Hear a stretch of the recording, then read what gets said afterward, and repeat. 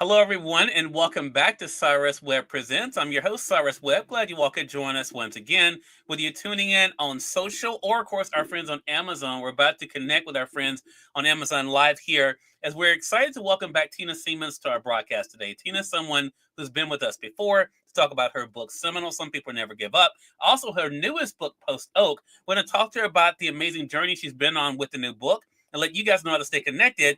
And we're now live on Amazon Live. We welcome you guys tuning in on the Amazon Live platform. If you guys are new to us on Amazon, make sure you guys do hit that follow button. You see it either here in this corner or down below. You also will see the books by our next guest. We're excited to welcome back best-selling author Tina Siemens to our broadcast. She's the author of 3 books now: Seminal, Some People Never Give Up, The Little Sandals That Could. You all can see it there. And then it's her new book you guys see here, Post Oak, Corner Parker, the Comanche, and the Mission. We're going to talk to her about the success of all 3 books and also what's been happening with her. Tina, thank you so much for the time. Really appreciate it. Thank you for having me. It's always a joy and a pleasure. Look, the pleasure is definitely all mine. And look, this conversation must be important because Tina and I have had our share of challenges making it happen today because of technology. But Tina, I'm so excited. Last time you were on the radio show with me was after I had finished reading the book Post Oak, and it's been so interesting for me now, having finished the book, to think about, for one thing, the work that went into this. What has it been like for you, Tina, to share not only your love of history but also importance of messages in books like Post Oak?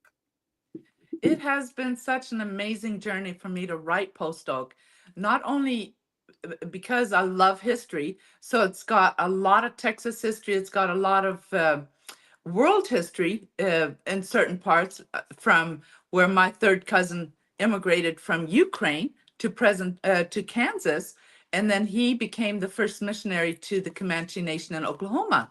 So it dots just aligned. Dots started to connect as I was researching for the book, and it was just such a blessing to go through, like people that have heard me speak before. I love timelines. I love where it began, and I love where it has gone over the years. And so that's what I did.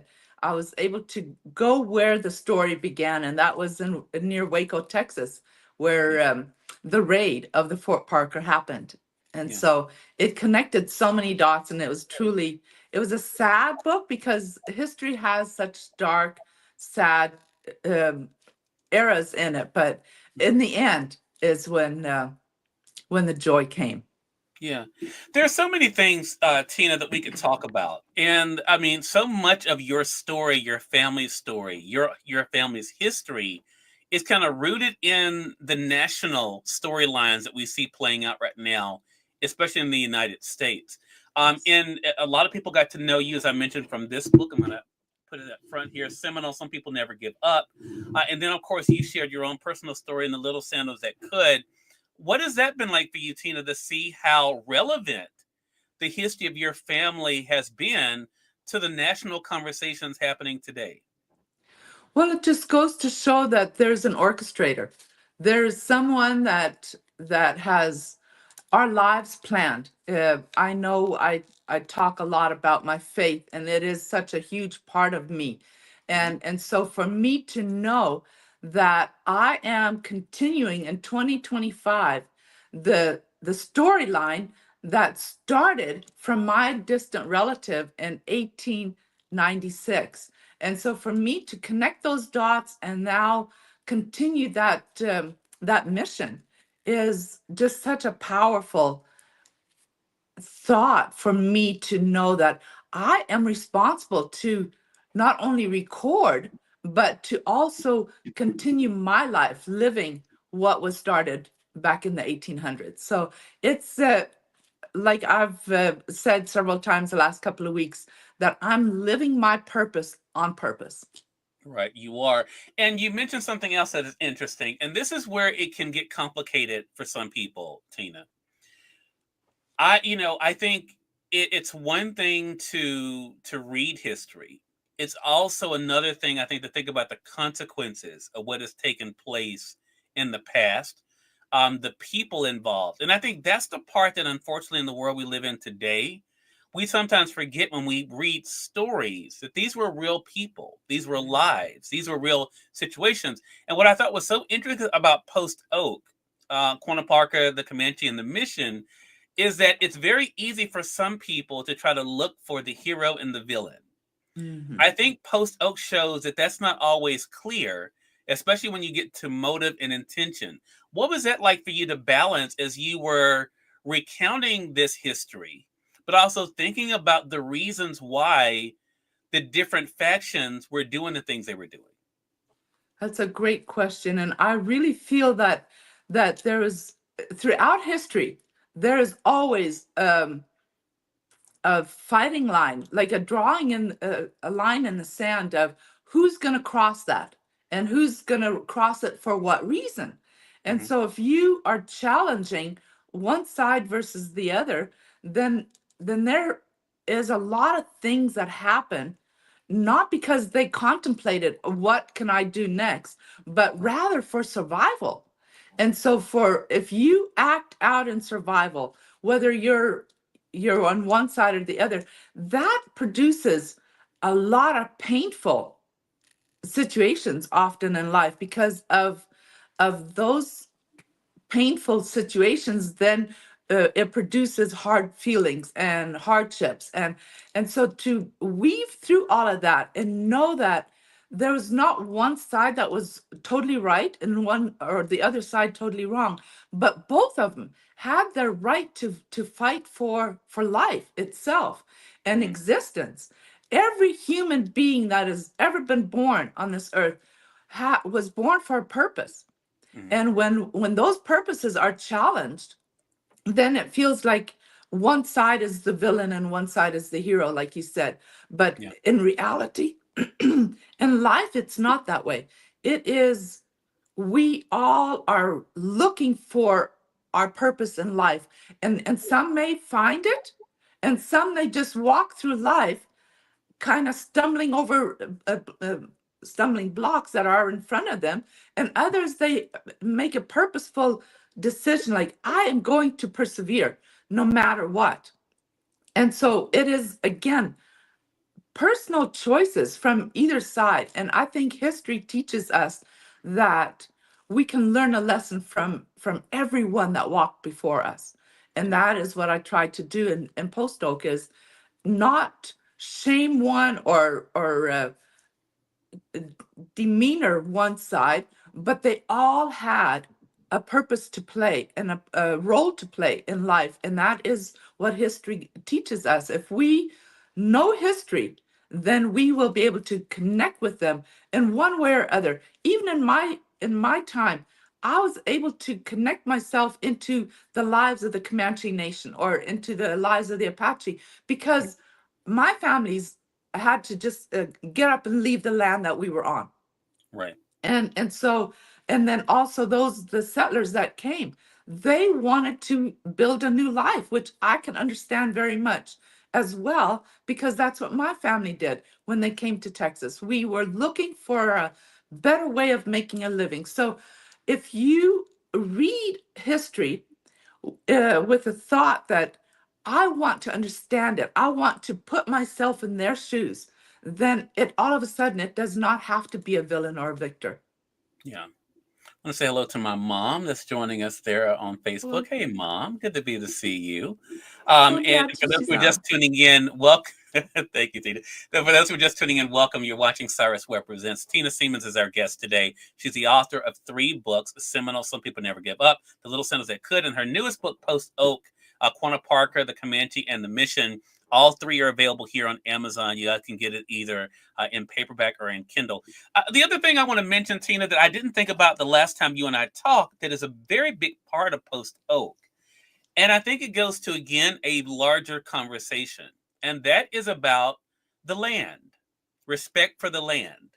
Yes. One thing that you talk about throughout the book is not only, of course, what man, wants to be able to acquire when it comes to property and land, but the effect that man has had on the land. and how, because of that, we read about, and I've heard you talk about the windstorms. You write about that in the book as well. What was that like for you to think about how man's actions have impacted the earth, and also have really affected the way that people are able to make their living? It has impacted the earth in many negative ways. Hmm.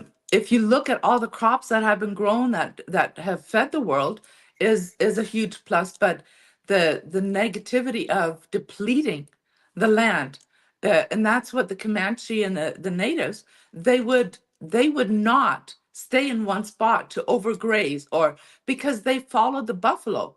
The Hmm. buffalo followed the seasons, and so it was a natural cycle of life. Whereas when the settlers came, they would stay in one space, farm the same farm year after year after year. And we all know the story of the Dust Bowl in the 1930s and the effect that it had, that the dust that was picked up by the wind here in the Midwest states, it came all the way to Washington, D.C. just in time when they were trying to make that crucial decision on how to preserve land, how to put in rules and regulations on preserving the land. And so it, again, it's two sides of the coin, but one side has pros and cons on either side.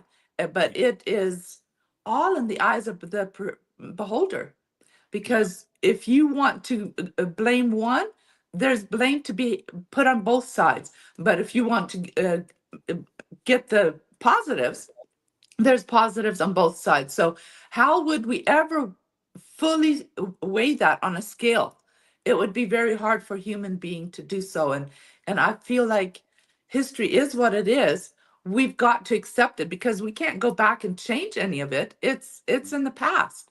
And Yeah. so learn from what we can from the lessons that we read about and apply that into our today's world. Yeah. I love that. Melissa, hello to you. I see you over there on Facebook. I see you guys also over there on X and YouTube. Glad you all could be with us too. We're about to let you guys know how to stay connected with Tina. So, Tina, you mentioned that, and what you said is so true. We cannot change what has happened. But what is it that you hope that readers learn from what you are able to record in Post Oak? I pray that they will take away that we cannot look at life through one lens. We've got to be someone that looks at the bigger picture and takes the lessons.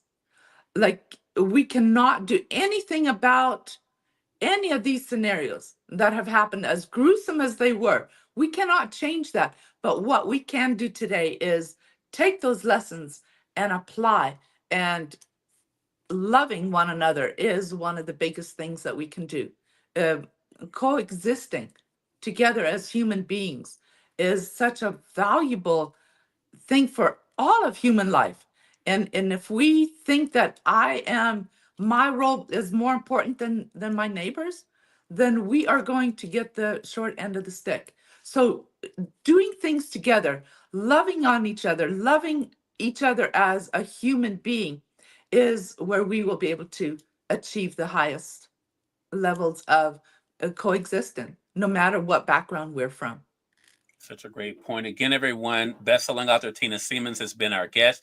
I should mention Tina's also the co-host of Word That Choose to Live By here on Amazon Live as well. You guys can catch us there each week. Tina, great conversation with you. Well worth the tech issues that we face in making this show happen today. How can our viewers and listeners stay connected with you? You can get in touch with me as Tina Siemens on social media platforms, Instagram, Facebook, and also email me at seminalthebook.com. Love that. Tina, great conversation. Looking forward to our next chat together. Thank you so much for having me on. Hey, glad to do it. And we thank your audience for tuning in to another great segment of Cyrus Webb Presents. Until next time, you all make it a great one. We'll talk to you soon. Take care.